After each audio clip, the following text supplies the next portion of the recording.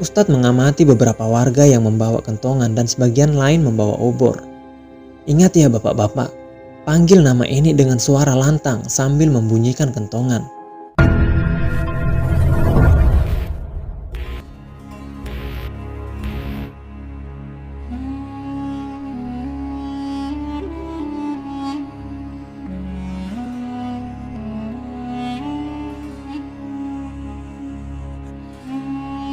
Ingat ya bapak-bapak, panggil nama Eni dengan suara lantang sambil membunyikan kentongan. Dan telusuri seluruh desa. Jangan lupa selalu berdoa, tegas Ustadz Malik kemudian. Wah, berarti benar nih si Eni diculik wewe gombel, bisik seorang warga. Dan pencarian pun dilakukan. Suara kentongan pencari si anak hilang memecahkan keheningan malam. Angin bertiup pelan, hanya saja rasa dinginnya cukup menusuk sendi tulang. Sejumlah 15 hingga 20 warga menelusuri jalan setapak mengelilingi desa, gelap tentu saja. Karena desa bahkan pulau ini belum mendapati aliran listrik. Dengan mengandalkan cahaya obor yang temaram, mereka masih berusaha mencari Eni hingga tengah malam. Bagaimana ini Pak Ustadz? Belum ada tanda-tanda Eni ditemukan, tanya Pak Rahmat yang terlihat kelelahan. Bahkan suaranya sedikit serak. Baiklah, kita istirahat sebentar, ucap Ustadz Malik. Ustadz Malik kembali berpikir sejenak. Bahkan selama pencarian, Ustadz Malik tak pernah lepas dari wirid agar Eni bisa segera ditemukan. Tiba-tiba ia teringat perbincangannya dengan Nilam. Akhirnya Ustadz Malik pamit pulang terlebih dahulu lewat Pak Rahmat. Pasalnya, mencari Eni yang sedang disembunyikan wewe gombel terbilang sangat sulit. Karena wewe gombel ini memiliki majikan. Rencananya, Ustadz Malik akan melakukan terikat tertentu dari rumah. Ustadz Malik memang memiliki ilmu kebatinan karena pernah mondok dan berguru dengan salah satu kiai besar di Jawa Timur. Sementara itu di sore hari sebelum Eni menghilang, 28, 29, 30, sayup suara Ani terdengar. Eni berlari mencari tempat persembunyiannya dan mulai menjauhi tanah lapang. Sejenak mata bulatnya menelisiri sekeliling. Hingga akhirnya ia memutuskan bersembunyi di sekitar rimbunan pohon bambu. Di dekat rimbunan batang bambu terdapat sebuah batu besar berwarna hitam dan tumbuhan menjalar yang sedikit lebat. Awalnya ia ragu, takut-takut ada ular di sana. Namun setelah memeriksa area tersebut dan dirasa cukup aman, Eni pun memutuskan tetap bersembunyi di balik batu hitam itu. Eni yang bersandar di batu hitam itu sedikit menahan tawa mendengar suara cempreng Ani yang sedang mencari-cari dirinya dan Halimah. Namun tiba-tiba Eni terdiam karena barusan seperti ada yang ikut tertawa lirih di belakangnya. Ia menoleh dan tak melihat apapun. Tiba-tiba angin semilir bertiup menghasilkan suara-suara khas bambu yang bergerak-gerak. Ah, mungkin suara bambu yang tertiup angin saja, batinnya menenangkan diri.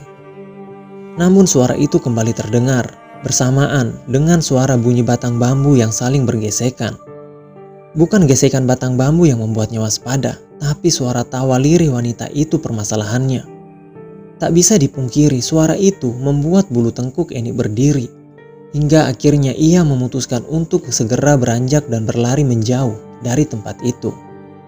Eni berlari secepat mungkin menuju tanah lapang. Ia tidak peduli lagi kalaupun Ani menangkapnya sekarang. Namun di tengah perlarian ia berhenti karena kelelahan. Eni mulai mengatur napas yang hampir habis.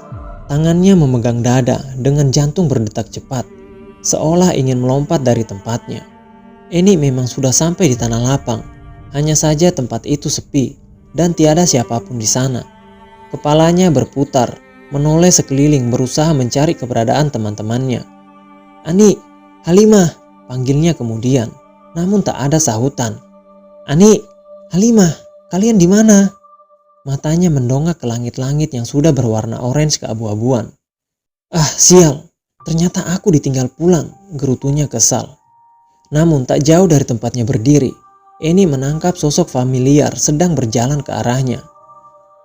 Seorang wanita bertubuh tumbun dengan selendang tipis berwarna hijau tua yang membungkus rambutnya.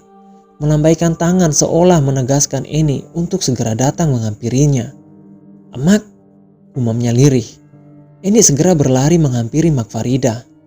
Mak, Maafkan Eni sudah mau pulang kok ini, jawabnya takut-takut. Mak Farida hanya mengangguk. Tanpa sepatah kata pun, tangannya langsung menggapai Eni dan menggandengnya pulang. Sesampainya di rumah Mak Farida, menggiring anak perempuannya langsung menuju ke dapur. Eni sedikit heran dengan perilaku emaknya yang sedari tadi hanya diam. Selain itu, biasanya Mak Farida pasti ngomel-ngomel dan akan menyuruhnya untuk segera mandi. Karena seusai salat maghrib, ia harus pergi ke durung Ustadz Malik untuk mengaji rutin harian. Mak, Eni mau mandi dulu. Kan habis ini harus jamaah maghrib di surau, terus ngaji ke Ustadz Malik. Mak Farida melotot tak suka padanya, lalu tetap menarik Eni ke meja dapur. Eni masih merasa sangat aneh dengan sikap emaknya itu, namun ia tidak bisa menolak. Emak kok aneh banget ya hari ini, batin Eni. Mak Farida mulai membuka tudung saji di meja makan. Mata Eni membelalak kaget mendapati sajian masakan yang sangat terlihat enak. Ada beberapa varian masakan, di antaranya ikan bakar kakap, ikan kuah kuning, kepiting kuah santan, rendang dan opor nangka. Eni meneguk ludah bukan main dan tiba-tiba saja perutnya berbunyi karena lapar. Ini ada acara apa ya mak? Kok tiba-tiba masak enak-enak begini? Tanya Eni, namun tetap tak ada sahutan sedikit pun yang keluar dari mulut emaknya. Karena sudah kepalang lapar, Eni tak begitu memperdulikan sikap aneh Mak Farida lagi. Ia pun segera duduk, mengambil piring anyaman bambu beralaskan daun pisang, dan menyendok beberapa entong nasi hangat di atasnya. Eni pun menyantap masakan Mak Farida dengan amat lahap. Mak Farida yang melihat Eni pun mengambil posisi duduk di samping Eni, lalu mengelus-elus rambut belakang Eni secara perlahan. Ujung sudut bibir keringnya mulai tertarik, menampilkan senyum tipis yang sedikit lebar, dan perlahan-lahan mulai melebar, memandang Eni senang dengan raut mengerikan. Eni pun memasukkan sesuatu berwarna hitam dan bertekstur lembek ke dalam mulutnya secara terus-menerus. Ia memakannya secara lahap, tak sadar bahwa apa yang dimasukkan ke dalam kerongkongannya adalah kotoran. Seorang nenek berkulit keriput terkekeh pelan. Rambutnya yang kusut dan kasar menutupi sebagian wajah. Tampak payudaranya yang panjang dan kendor dengan otot-otot hitam yang mengerikan, menjuntai berusaha menutupi tubuh Eni sepenuhnya. Beberapa hari pun berlalu, namun sudah 3 hari 2 malam Eni masih belum ditemukan. Mak Farida makin kalut, kedua anak-anaknya yang lain berusaha menenangkannya. Ustadz Malik pun masih melakukan tirikat dari tengah malam hingga subuh tanpa tidur. Pak Joko pergi ke kebunnya yang berada di dekat tanah lapang, menyabit rumput untuk pakan hewan-hewan ternaknya. Tiba-tiba matanya menangkap sesuatu yang mencurigakan di balik ribunan pohon pisang. Awalnya Pak Joko mengira itu adalah bangkai hewan, namun setelah didekati dan menyingkirkan tumbuhan jalar serta daun-daun yang menutupinya, betapa kaget Pak Joko, ternyata sosok itu adalah Eni. Tubuhnya terlihat sangat kotor. Matanya terbelalak dengan pandangan yang kosong. Pak Joko sempat mengira Eni sudah tewas. Namun setelah mengecek kondisi tubuh gadis kecil itu sekali lagi, ternyata jantung Eni masih berdetak, napasnya pun masih ada. Pak Joko langsung mengangkat tubuh Eni dan meminta pertolongan warga. Lagi-lagi kehebohan terjadi di desa. Setelah 1 bulan tragedi kematian tak wajar Pak Jarwo. Namun hal itu adalah 1/2 dari sekian tragedi yang sudah biasa terjadi di desa Tandur Timur dalam 40 tahun terakhir.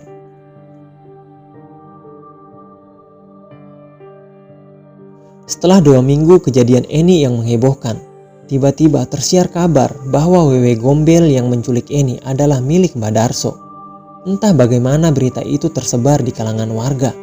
Padahal Nilam, Nuri, apalagi Ustadz Malik tak pernah menceritakan perihal itu pada siapapun.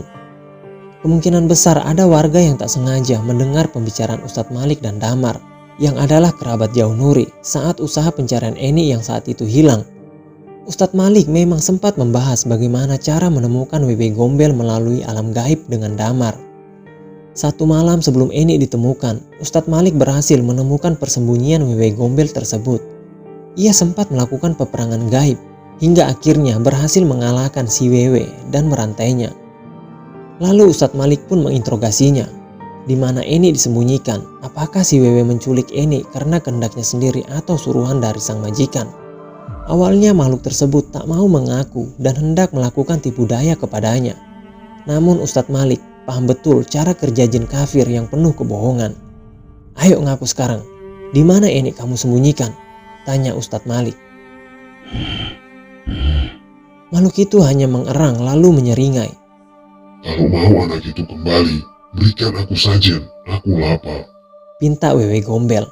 "Saya tidak akan pernah bernegosiasi dengan makhluk sepertimu," jawab tegas dari Ustadz Malik. Usut punya usut, beberapa hari sebelum Eni diculik, ternyata Mak Farida sempat cekcok mulut dengan anak perempuan Mbah Darso yang bernama Siti di pasar, perihal saingan dagang. Akhirnya Ustadz Malik membuang jauh-jauh si Wewe Gombel ke Laut Timur. Mengetahui hal itu, sepertinya membuat Mbah Darso sangat geram. Terbukti ketika Ustadz Malik tak sengaja berpapasan, Mbah Darso terlihat marah sekali meski tidak mengeluarkan perkataan apapun dari mulutnya.